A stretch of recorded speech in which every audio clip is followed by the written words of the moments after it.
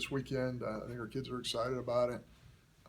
Every one of these SEC games matter, but obviously it's great to have rivalry games as well. I think our kids get excited about it, our coaches get excited about it, and certainly our fans. So hopefully we'll have a nice weather weekend, and we'll have some nice crowds. And I think our kids are in a good place mentally right now, and they're excited about this opportunity.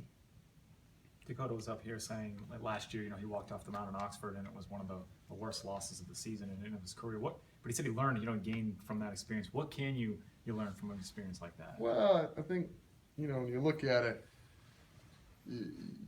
baseball's one of those sports you just keep building your resume. You keep building things, and he went from there and obviously pitched really well in the Cape, pitched really well in the fall, and then you just keep building upon. So there's not any one particular pitch or one particular outing that matters more than the other, especially in our league.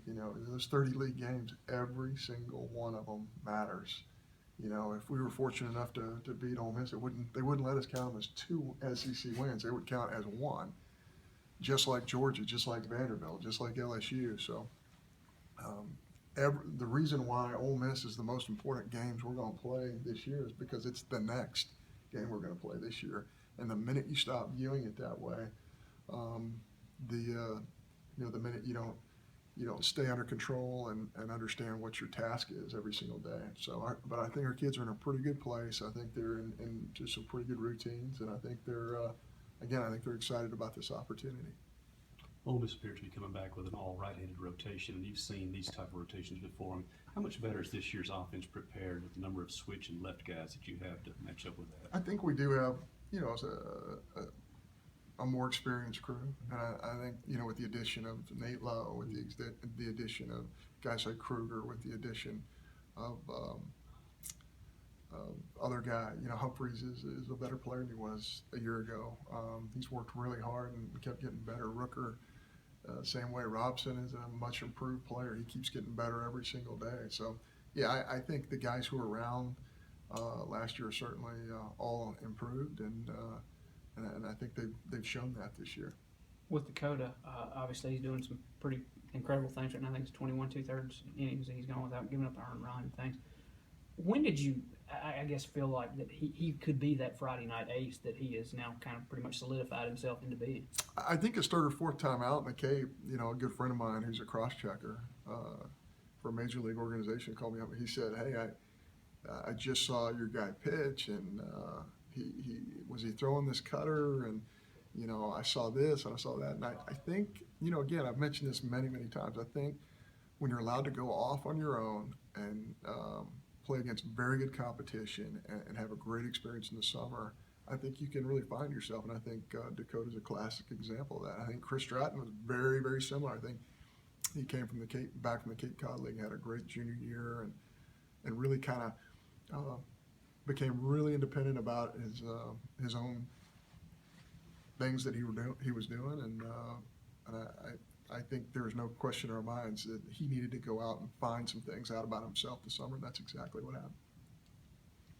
On Sundays, will that, are you guys trying to find somebody on Sunday to plug into that role, or as the season rolls on, will that kind of stay as a TBA situation and things? Well, the most important decision that we make when we're putting starting a pitcher is how many strikes do we feel like they can throw, because we feel like we're a very good defensive team, and if we can get balls in play, especially early in counts, it's going to help our ball club a lot. We felt like a week ago, Keegan James, one of the best strike throwers on our team, didn't throw as many strikes as he wanted to as his first SEC start.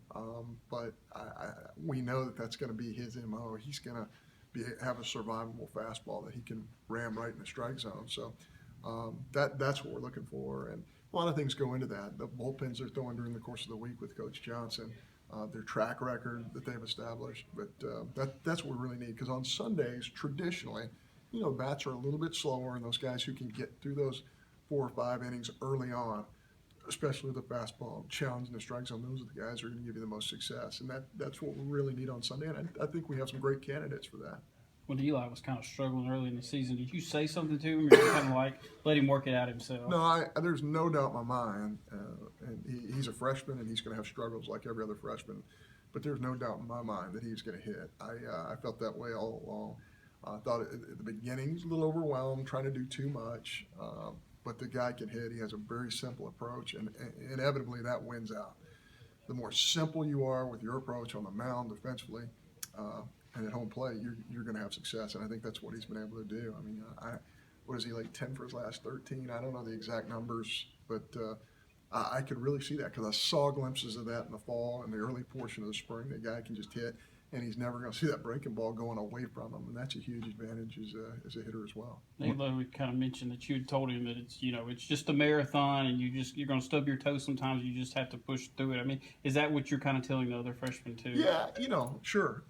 With Nate Lowe, I felt like he had swung the bat through the first 50 or 60 at bats of the year. I felt like his at bats were as good as anybody on our whole team. He just didn't have that batting average to go with it. I think batting averages, especially in college baseball, can be really overrated. It's the quality of your swings. You hit balls hard right at people. Are you not swinging and missing a ton? And I think Nate's been one of those guys. But yeah, I think it's really difficult in our sport to tell somebody, hey, you're going to play every day. It doesn't matter if you go 0 for 50 and strike out. It's hard to tell kids that because you have so many kids on your bench who are working their tail off to get their opportunity as well.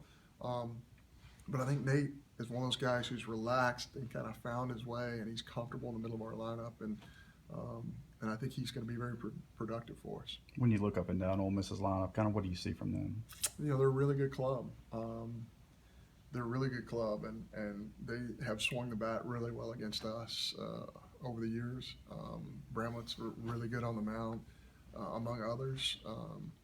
I think they have a really nice blend of speed. I think they have one of the better shortstops, especially defensively in our league. I think he's a tremendous player. And he is always, for whatever reason, swung the bat better against us than other teams.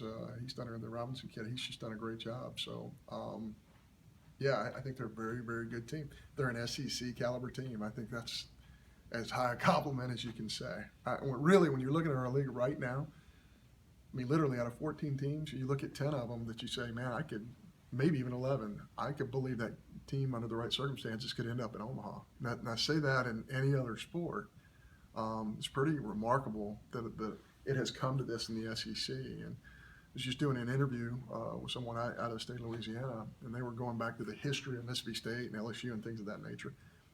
You can see remnants of that now everywhere in the Southeastern Conference, and what a great legacy.